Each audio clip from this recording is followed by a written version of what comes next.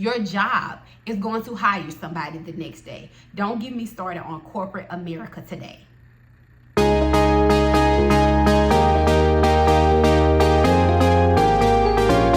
Welcome back to my YouTube channel. If this is your first time here, be sure you hit that subscribe button. If you're returning, make sure you like this video. Today, I'm going to give you all 3 signs that may indicate you're under more stress than you realize. Your girl was going through it. March almost took me out. So I am thankful that April is Stress Awareness Month so that I can just shed light on signs of stress, ways to manage stress, and hopefully this can give you guys some ease in your life, give you some solutions to problems that you don't even realize you have, and which ultimately will make your life a little easier, a little softer. Let's hop right into it. Recently, I went to my primary care doctor just for a checkup, and she told me I was pre-diabetic. Because where and why? Although I make healthy food choices, I still was eating a lot of carbs. I love bread, love pasta. Those were literally my favorites. However, those were my silent killers.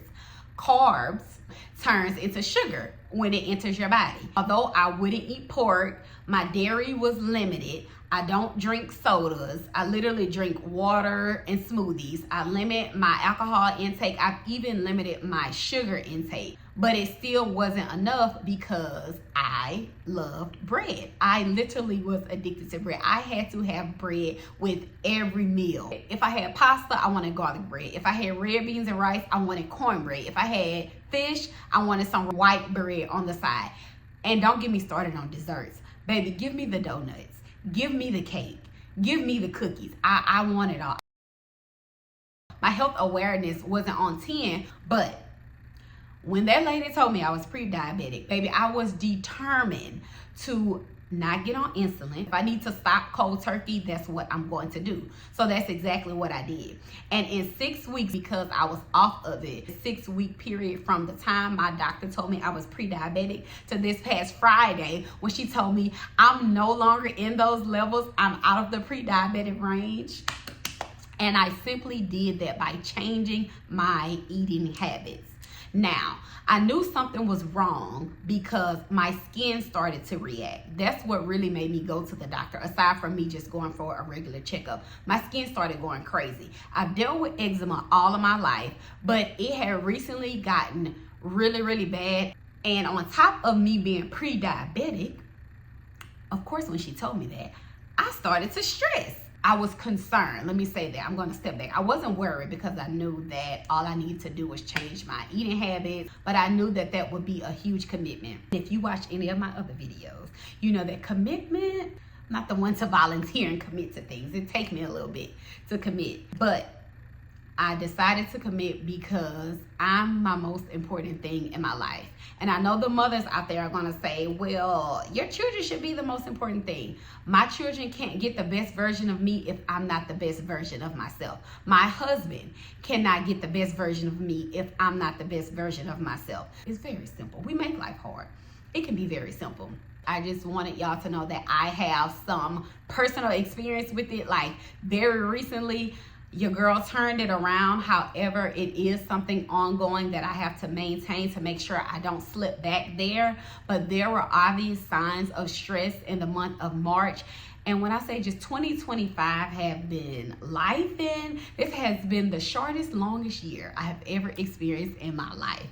From me just living into all of my roles. If you are a mother, if you are a parent, if you are just a human, some signs that you may be under stress, your skin may start to break out. Bumps, rashes, your scalp may start peeling, your hair may start shedding. That is not normal. It should not be happening. If you're starting to see that when you think about certain things, when you're in certain environments, go seek treatment. Go to the doctor. Don't put your health concerns off for your children. Don't put your health concerns off for your job, because let me tell you, if you don't make it, your children still have to be here without you. Your family, your husband still has to be here without you. Your job is going to hire somebody the next day. Don't get me started on corporate America today. Your body will tell you what's wrong. You just have to make sure you pay close attention to it. Second thing that may start happening if you're under a lot of stress without realizing it, your fuse will be short. For some people, that's normal. But if you're a person who's normally calm, cool, and collective, there are statistics that show the people closest to us are the ones who we hurt the most. Although sad, I can see how it can be true because we have these expectations that the people who love us won't hurt us, when in reality, it's the complete opposite. Because of that same reason, we have expectations that they won't, but they're human as well. So sometimes people do things unintentionally. But with that being said, if you're under stress, you may start to lash out. Your fuse starts to get shorter, your patience starts to get shorter, and unfortunately, your family members or your friends are the ones on the receiving end. You just have to have enough self-awareness to know that you're reacting that way, not because of what they're doing directly, but it's an indirect effect of what you're really dealing with that you may be struggling to communicate. If you find yourself being more short-tempered, just make sure you let those around you know. Don't be scared to say it. If I need a minute, I let them know, hey, I just need a minute to myself. Like, I don't know what's wrong with me. And I apologize to them when I realize that I'm doing it. That is a very mature and self-aware thing to do. And that's an indicator that you have grown. But just know, if you're under stress, you have to communicate that so the people around you can be aware as well. And they may be able to help you through that phase. Third and final thing that you may notice happening when you're under stress without realizing it, making less time for things you enjoy. For someone like me, I love to exercise, I love to learn, I love to be in nature, although there's a caveat to the nature because get these bugs off me.